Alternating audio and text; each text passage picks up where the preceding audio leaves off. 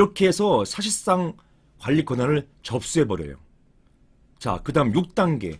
종전에 있던 위탁관리업체가 더 이상 관리비 징수하지 못하도록 이미 실질적으로 접수해서 거기에 그 방지실에 들어와 있는 상황입니다. 자, 이때 종전관리업체가 경찰을 불러요. 엄방에다 뭐다 부르면 경찰이 옵니다. 경찰이 오면은 이 들어온 무력으로 접수한 업체는 이 관리인 선임 신고 수리, 이 수리증을 보여줘요. 그리고 관리인 선임 신고가 됐고 관리인의 위임 받아가지고 우리가 들어온 거다라고 하면 경찰이 돌아갑니다. 옛날에는요, 이런 경우를 하더라도 이게 명확하지 않으니까 종전 업체가 관리하고 나중에 들어오세요, 이런 경찰이 더 많았습니다. 근데 최근에는요, 더더욱더 민사 문제에 개입을 안 해버려요. 그래서 관리인 선임 신고를 보여주면 마치 이렇게 무력으로 방지실 뛰어들어오는 업체라 하더라도 적법하다라고 인정해버립니다. 그리고 돌아가 버려요. 이게 정말 황당한 노릇이죠. 자, 이렇게 돼가지고 6단계로 넘어갑니다. 여기에 접수한 위탁관리업체는요, 종전에 있던 위탁관리업체가 더 이상 관리비를 징수하지 못하도록 방해합니다. 이미 관리실, 방지실 접수했기 때문에 종전관리업체가 관리비 징수하는 것을 적극적으로 방해합니다. 그리고요, 이미 발급받은 고유번호증, 아까 보셨죠? 여기에 고유번호증 발급받았잖아요? 이때 받은 고유번호증 이거 가지고서 자체적으로 관리비를 징수해요. 이렇게 돼가지고 종전 위탁관리업체가 고사됩니다. 돈이 안 들어와요. 관리비가 미납돼가지고 종전관리업체가 스스로 손들고 나가도록 유도해버립니다. 이런 업체가 한두 업체가 아니에요. 자, 이렇게 돼버리면 소송을 진행한다 하더라도 소송에 힘이 빠져요. 이미 관리업체가 빠져나왔기 때문에 보통 위탁관리업체는 그냥 손들고 다른 데 찾아가거나 이렇게 포기하는 경우가 비일비재합니다. 이것을 노린 거예요.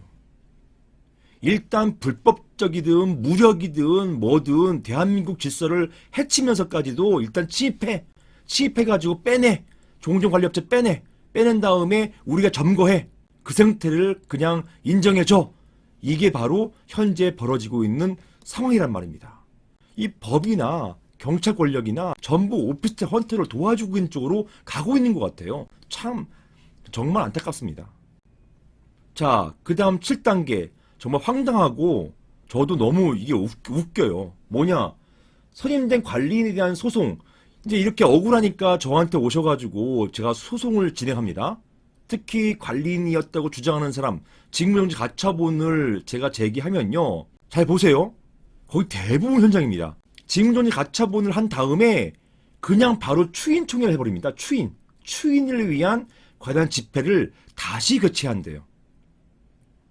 이 추인이 뭡니까? 종전에 있던 하자를 인정한다는 거예요.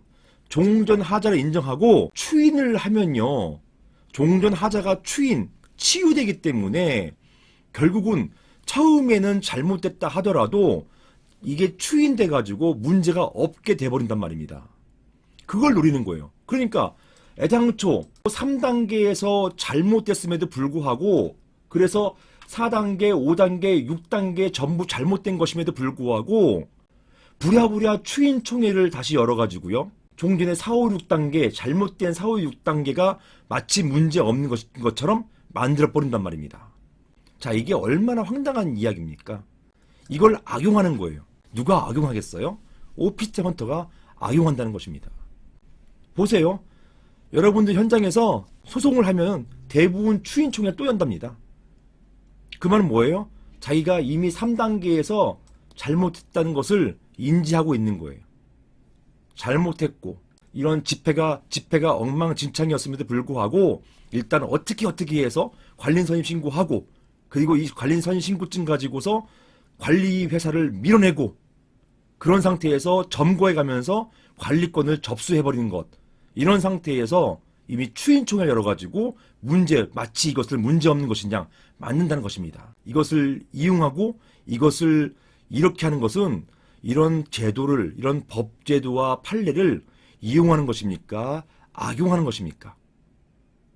그러면 제가 지금까지 이렇게 종전관리업체를 상대로 해가지고 인도단행 가처분을 제기해서 법원에다가 집행 신청해가지고 집행관의 도움을 받아가지고 종전관리업체를 빼냈던 행동들, 이것들은 도대체 무슨 행동들이에요?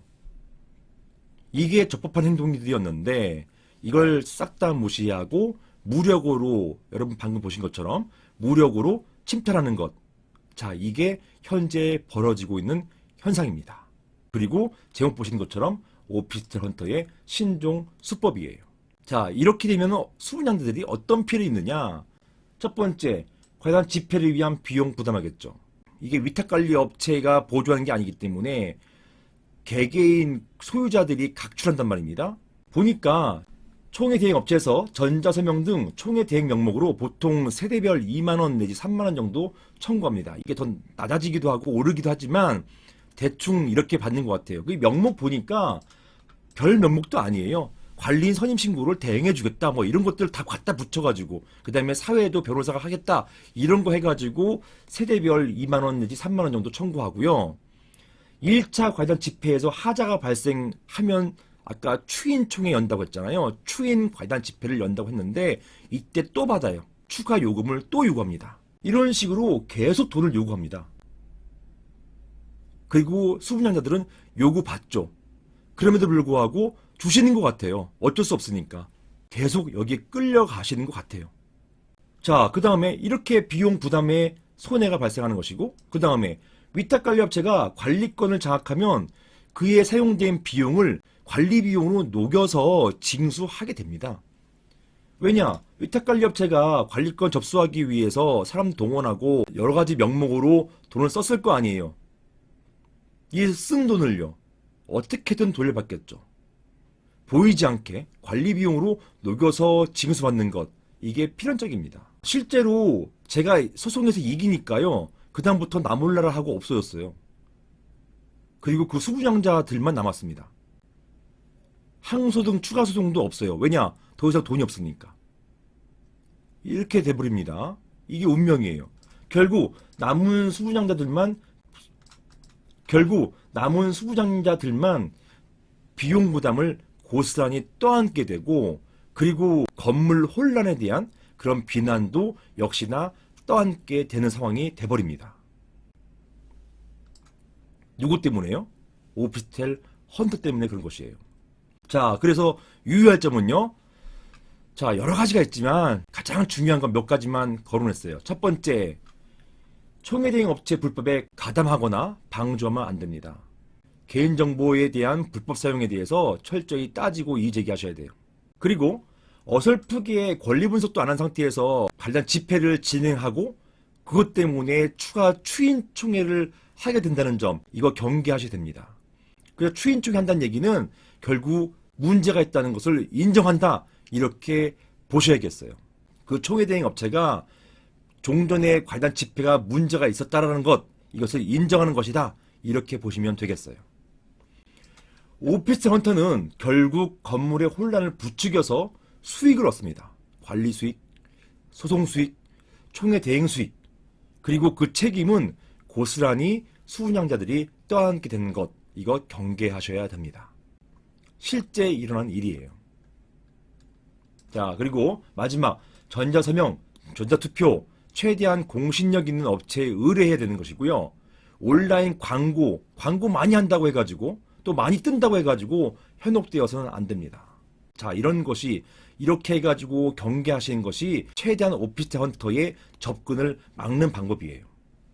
제가 지금까지 오피스텔 헌터의 신종 수법에 대해서 간략히 말씀드렸는데요. 참고해 보시고 이런 사람들에 휘둘려서는 안 된다, 이 점을 꼭 강조드리고 싶습니다.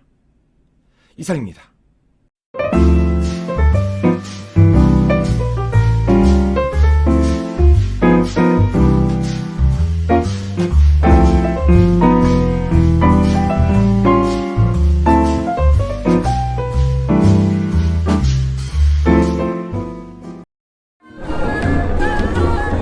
이번 역은 교대역 법무법인 라움입니다.